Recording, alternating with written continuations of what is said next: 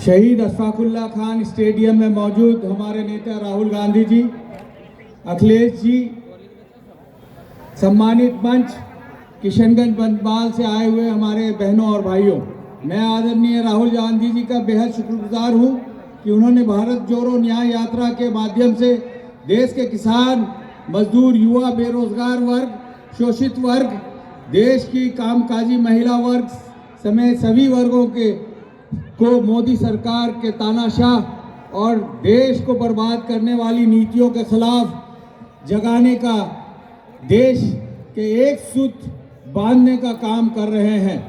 ये कोशिश देश के सिर्फ तानाशाही ताकतों से बचाने की नहीं है, बल्कि सदियों की संघर्ष और कुर्बानी से मिली आज़ादी और लोकतंत्र बचाने के लिए है।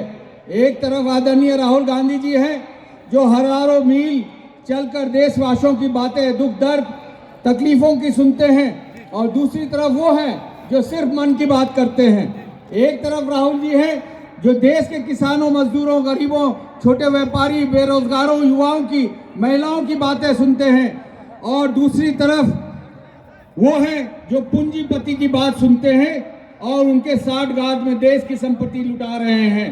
साथियों, आपने यूपीए सरकार के दौरान तत्कालीन प्रधानमंत्री डॉक्टर मनमोहन सिंह जी और यूपीए चेयरपर्सन श्रीमती सोनिया गांधी का स्वर्णिम कार्यकाल देखा।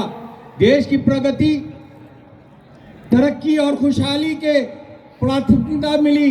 एकता और अखंडता और भाईचारा के साथ देश के अमन, चैन और शांति का माहौल दुनिया के लिए मिसाल बना।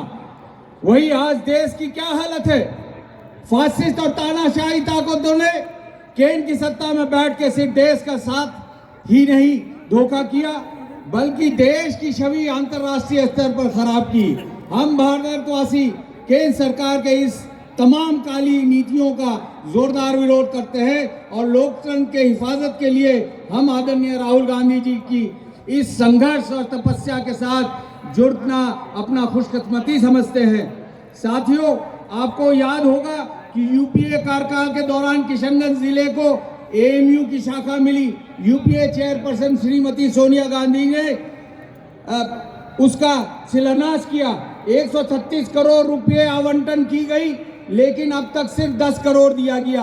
पिछले 4.5 सालों में कई मर्तबा हमने सदन में उठाया, लेकिन आज तक उस पर कोई कार्रवाई नहीं हुई, जिससे सीमांचल के लोग आज भी परेशान हैं।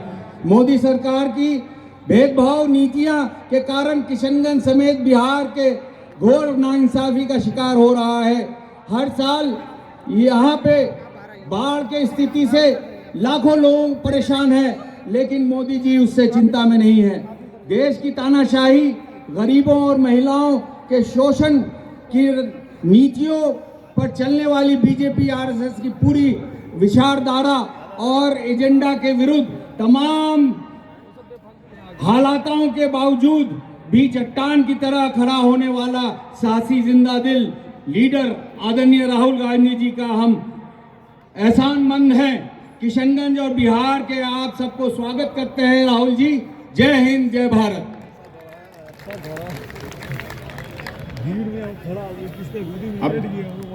अब हम बिना